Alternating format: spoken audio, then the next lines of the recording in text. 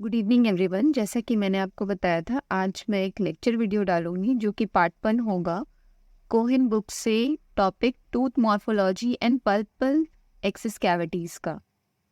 ये पूरा नोट्स मैंने कोहेन से बनाया है और सारे इम्पॉर्टेंट पॉइंट्स इसमें आपको मिल जाएंगे। चलिए शुरू करते हैं। सबसे पहले हम जानेंगे components of the pulp cavity. Pulp cavity की कंपोनेंट्स क्या क्या होती है। तो mainly there are two main portions in the pulp cavity.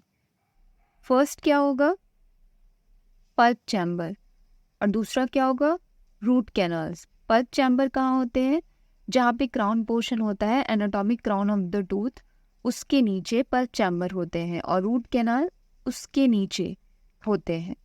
Anatomic root में रूट कैनाल्स होते हैं, जो कि अभी हम लोग डायग्राम से सिंप्लीफाई करेंगे। यहाँ आप लोग देख सकते हैं, ये जो क्राउन पोर्शन है इसके बीनीथ बिलो यहाँ पे पल्प चैम्बर है, और ये एनाटॉमिक रूट जो है, मतलब बाहरी जो रूट होती है, उसके अंदर रूट कैनाल है। उसके साथ साथ यहाँ पे और भी फीचर्स हमें देखने को मिल जाएंगी, जैसे कि ये पल्प हॉर्न है, उसके बाद फर्केशन कैनाल है, फिर लेटरल कैनाल्स है, एसेसरी कैनाल्स है, अपाइकल फोरामिना है और अपाइकल डेल्टा है। इन सब के बारे में हम डिटेल्स में आगे जानेंगे। फिलहाल ये ब्रीफ डायग्राम है ताकि आपको कंपोनेंट्स अच्छे से समझ में आए। सेम चीज़ यहाँ लिखी हुई है। Other notable features are the pulp horns, accessory natural furcation canals, canal orifices, isthmus, veins, apical deltas and apical foramina। अब पल्प कैविटी की आउटलाइन कैसी होती है, बिल्कुल जैसा एक्सटर्नल कंटूर होता है टूथ का, मतलब जैसा एक्सटर्नल मॉर्फोलॉजी होगी टूथ की, वैसी ही पल्प कैविटी की आउटलाइन होती है। अब सिंगल रूटेड टूथ में और मल्टी रूटेड टूथ में क्या डिफरेंस होता है। पल्प चैम्बर जो होते हैं सिंगल रूटेड टूथ में, बेसिकली यहाँ डिफरेंस बताया गया है पल्प चैम्बर के लोकेशन का। सिंगल रूटेड टूथ जो होता है उसमें पल्प चैम्बर एक्सटेंड करते हैं मोस्ट एपाइकल पोर्शन में, किसके, सर्वाइकल मार्जिन ऑफ क्राउन पे। और मल्टी रूटेड टूथ में क्या होता है, वो एक्सटेंड करते हैं फ्लोर ऑफ चैम्बर, जो कि लोकेटेड होता है कोरोनल थर्ड ऑफ रूट पे। ठीक है, नेक्स्ट है nearly all root canals are curve, जो कि हमें पता है, पार्टिकुलरली कहाँ पे, फेशियोलिंगुअल डायरेक्शन में सारे कैनाल्स कर्व्ड होते हैं। अब हम बात करेंगे एसेसरी कैनाल्स की, जो हमने देखा था प्रीवियस डायग्राम में। यहाँ पे एसेसरी कैनाल्स की बात कर रहे हैं अब हम लोग। अब एसेसरी कैनाल्स वो छोटे छोटे कैनाल्स होते हैं जो कि मेन कैनाल जो होता है ना, उनसे एक तो ये छोटे होंगे, माइन्यूट कैनाल्स लिखा हुआ है ना, छोटे होते हैं, और एक्सटेंड करते कैसे, या तो ये हॉरिजॉन्टली एक्सटेंड करेंगे, या फिर ये वर्टिकली एक्सटेंड करेंगे, या लैटरली एक्सटेंड करेंगे। और जिस डायरेक्शन में एक्सटेंड करेंगे वो आपका पेरिडोन्शियम तक जाएगा, पल्प स्पेस से पेरिडोन्शियम तक जाता है। एसेसरी कैनाल्स होते हैं वो। और सबसे ज़्यादा ये अपाइकल थर्ड ऑफ रूट में पाए जाते हैं 74% केसेस में, 11% केसेस में मिडिल थर्ड ऑफ रूट में पाए जाते हैं, और 15% केसेस में सर्वाइकल थर्ड में पाए जाते हैं। एसेसरी कैनाल्स में कनेक्टिव टिश्यू और वेसल्स होते हैं, पर they may not supply the pulp with sufficient circulation to form a collateral source of blood flow. मतलब ये एक ब्लड फ्लो का सोर्स नहीं कहला सकता, मतलब भले ही इसमें कनेक्टिव टिश्यू और वेसल्स होते हैं, but it is not a sufficient for circulation. Next is development of accessory canal. ये कैसे डेवलप करते हैं, they are form by entrapment of periodontal vessels in Hertwig epithelial root sheath during mineralization. जब हम development के बारे में पढ़ेंगे तो हम इसके बारे में बेसिकली जानेंगे कि हर्टविक एपिथेलियल रूट शीट क्या होता है, और बेसिकली क्या क्या फॉर्मेशन होते हैं स्टेज में। अभी फिलहाल के लिए इतना जान लो कि डेवलपमेंट कैसे होता है एसेसरी कैनाल का हर्टविक एपिथेलियल रूट शीट में। अब देखो, सिंस ये कहाँ से कहाँ तक जा रहा था, पल्प से पेरिडोन्शियम तक जा रहा था ना एक्सेसरी कैनाल, तो ये कम्युनिकेशन भी एक तरह का बन सकता है किसी भी डिजीज का। मतलब अगर कुछ भी इन्फ्लामेटरी प्रोसेस भी है तो वो क्या होगा, पल्प से पेरिडोन्शियम तक ट्रैवल कर सकता है एक्सेसरी कैनाल के थ्रू। और एक्सेसरी कैनाल्स जो होते हैं वो जब बाइफर्केशन या ट्राइफर्केशन मल्टी रूटेड टीथ में जब प्रेजेंट होते हैं तो उन्हें फर्केशन कैनाल्स भी कहा जाता है, या फिर चैम्बर कैनाल्स। अब यहाँ पे एक्सेसरी कैनाल्स के बारे में दिया है कि एक्सेसरी कैनाल्स जो है ये मैंडिबुलर टूथ है, फर्स्ट मोलर, जिसमें कि 13% a single furcation canal extend from the pulp chamber to the intraradicular region. अब यहाँ तो पल्प चैम्बर से इंट्रारेडिकुलर रीजन तक जा रहा है। सेकेंड केस में 23% lateral canal extend from coronal third of the major root canal to the furcation region. अब ये कोरोनल थर्ड से फर्केशन रीजन तक जा रहा है। 80% from the distal root canal, about 10% है both lateral and furcation canal. 10% में लैटरल और फर्केशन कैनाल दोनों होता है, और सबसे ज़्यादा किस में होता है, 23% लैटरल कैनाल्स प्रेजेंट होते हैं। और 80% कहाँ एक्सटेंड करता है, फ्रॉम डिस्टल रूट कैनाल से।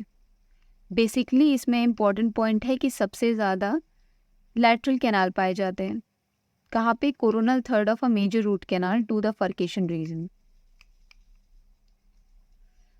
नेक्स्ट है रूट कैनाल एनाटॉमी। अब रिसेंटली क्या है, 3 क्लासिफिकेशन सिस्टम प्रपोज किया गया है, किसके बेसिस पे, on the morphological feature of teeth and root canal which is essential for diagnosis and treatment as well as training and research. अब ये क्लासिफिकेशन क्या है, तो हमने नीचे यहाँ पे लिख रखा है, including root and canal anomalies. Second क्या है, root and root canal configuration, और थर्ड क्या है, एसेसरी कैनाल मॉर्फोलॉजी। अब हम लोग देखेंगे clinical determination of root canal configuration, जिसमें पहला है कोरोनल कॉन्सिडरेशन। इसमें क्या है कि अगर सिर्फ एक कैनाल प्रेजेंट है तो वो यूजुअली कहाँ लोकेटेड होता है, in the centre of the axis preparation. जहाँ पे हमने एक्सिस प्रिपरेशन की है एकदम सेंटर में, बिल्कुल सेंटर में लोकेटेड होगा वो एक कैनाल।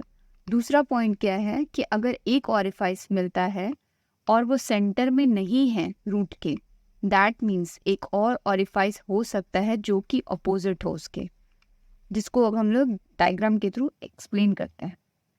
सपोजिटली यहाँ पे हमने एक्सिस प्रिपरेशन अगर किया है तो उस थॉट के अकॉर्डिंग ये है कि अगर यहाँ पे एक्सिस प्रिपरेशन हुई है तो एकदम सेंटर में यहीं पे कैनाल मिलेगा, पहली बात, ठीक है। और दूसरा चीज़ क्या है, अगर सेंटर पे ऑरिफाइस नहीं मिल रहा है, अगर बाय चांस मीजियल साइड मिल रहा है या डिस्टल साइड मिल रहा है, दैट मीन्स अपोजिट साइड में भी एक ऑरिफाइस प्रेजेंट होगा। ऐसा हो सकता है, पॉसिबिलिटी है। नेक्स्ट पढ़ते हैं। जैसे यहाँ पे एक्सप्लेन किया गया है, ये मैंडिबुलर सेकंड मोलर टूथ है जिसमें 2 कैनाल है, ठीक है। अब सिंस ये सेंटर में नहीं है, जैसे एक ऑरिफाइस एक यहाँ पे हमें मिला, तो दैट मीन्स कोरोनली अगर हम देखेंगे, दैट मीन्स इसके जस्ट अपोजिट में यहाँ भी एक होगा, ऐसा हो सकता है, ठीक है।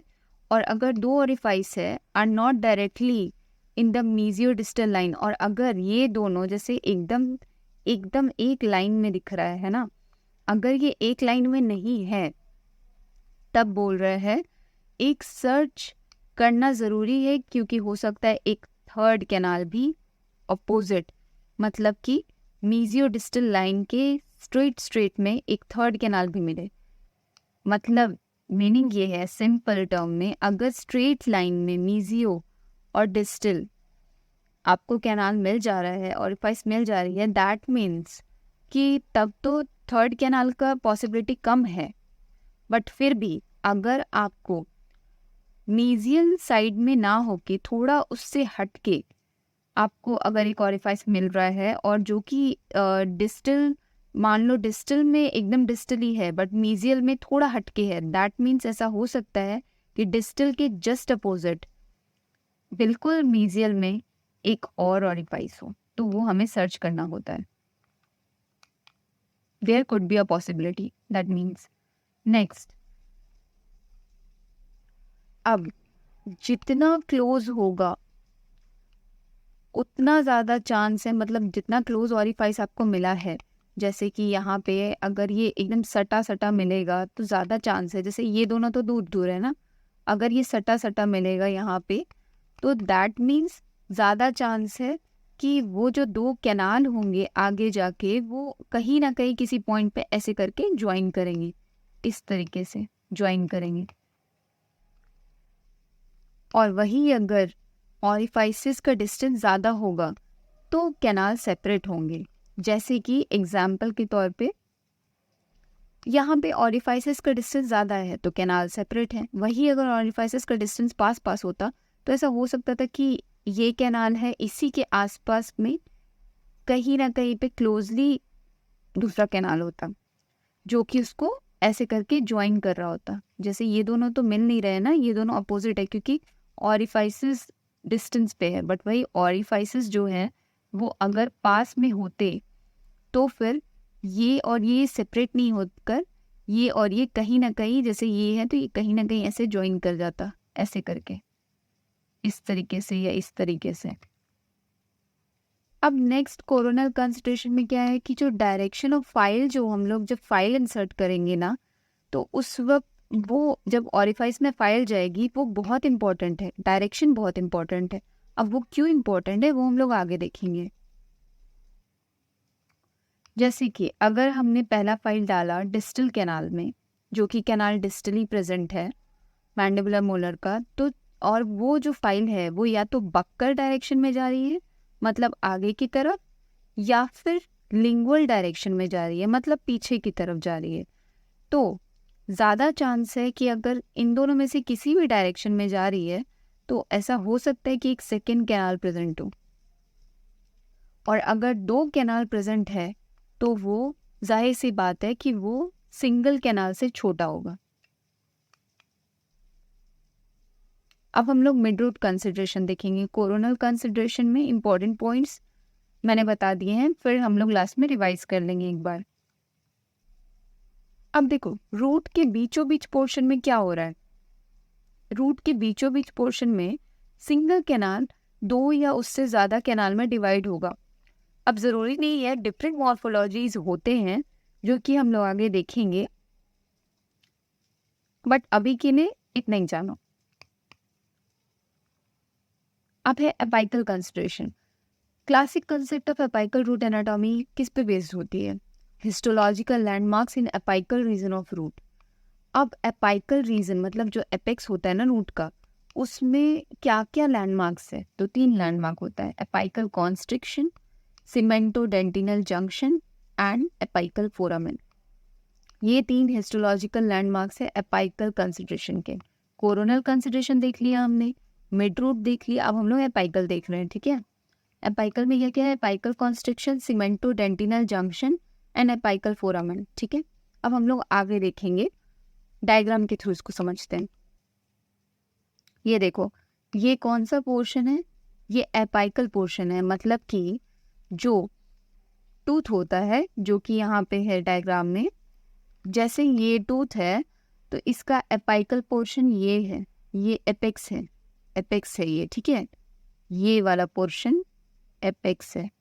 अब इसको सोचो कट करके बाय चांस हम लोग अब इनलार्ज करके देख रहे हैं इस पोर्शन को, ठीक है, जिसको मैंने पॉइंटर से मार्क किया है, इस पोर्शन को इनलार्ज करके देख रहे हैं।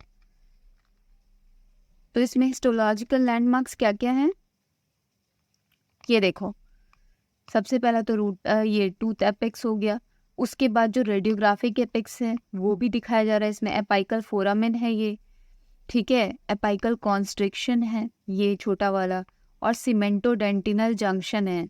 देखो यहाँ सीमेंटम दिख रहा है ये, और ये डेंटिन है। अब ये दोनों जहाँ ज्वाइंट कर रहे हैं ये वाला पार्ट, दैट इज सीमेंटोडेंटिनल जंक्शन, और जस्ट यहीं पे है आपका एपाइकल कॉन्स्ट्रिक्शन, ठीक है। दो होता है ना, दो फोरामेन होता है, माइनर फोरामेन और एक होता है मेजर फोरामेन। जो एपाइकल फोरामेन है वो तुम्हारा मेजर फोरामेन है, और माइनर फोरामेन है एपाइकल कॉन्स्ट्रिक्शन, ठीक है।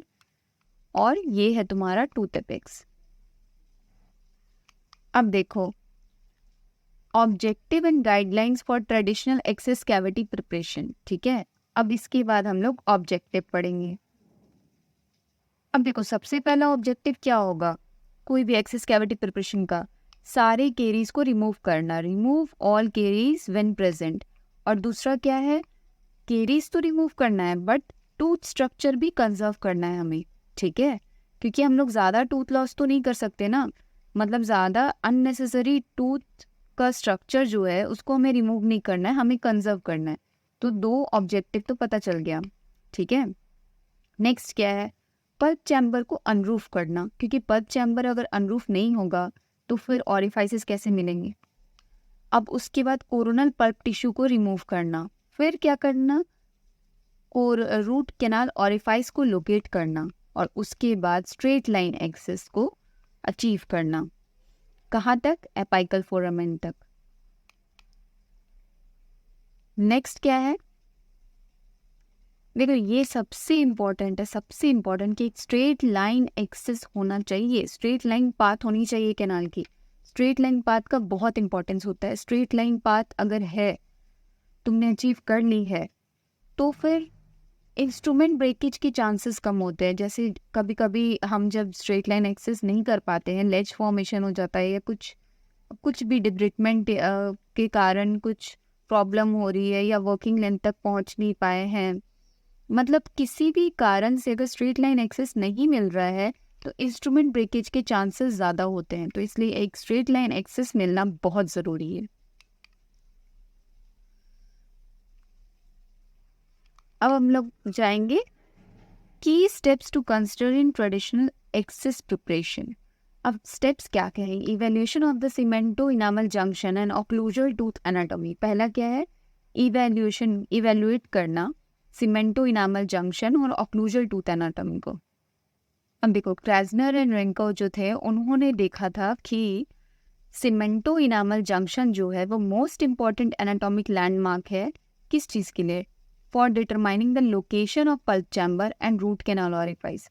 लोकेशन ऑफ पल्प चैम्बर और रूट कैनाल ऑरिफाइस के डिटर्मिनेशन के लिए cemento enamel junction most important है एनाटॉमिकल लैंडमार्क। ठीक है, पहला ये हो गया। देन क्या है, preparation of the access cavity through the lingual and occlusal surface. ठीक है, दूसरा क्या है, एक्सेस कैविटी जो एंटीरियर टीथ पे होगा वो यूजुअली कैसे प्रिपेयर होता है? लिंगुअल टूथ सरफेस से, मतलब कि लिंगुअल ही साइड से, लिंगुअल साइड से हम लोग एक्सेस कैविटी करते हैं एंटीरियर टूथ का। ठीक है, अगर वो प्रॉपर अपने कंडीशन में है तो। अगर ज़्यादा अट्रीडेड होता है देन प्रिपरेशन डिफरेंट होती है, but since the tooth is in total good condition, I mean not good condition but probably not treated, and then we achieve the straight line access through the lingual side of the tooth. और posterior teeth में कैसे करते हैं? occlusal surface से। posterior teeth में occlusal surface से, मतलब जैसे ये टूथ है तो occlusal surface से posterior tooth में, अगर पीछे का दांत है तो, और अगर आगे का दांत है तो लिंगुअल साइड से, लिंगुअल टूथ सरफेस से।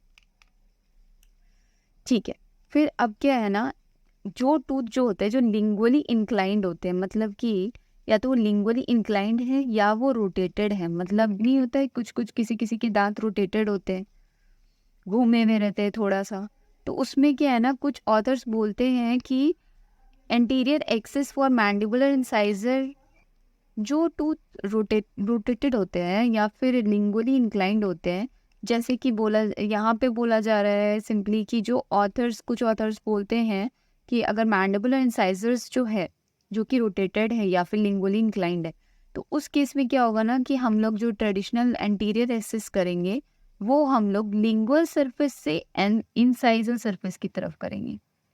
ठीक है, और ये कब करेंगे?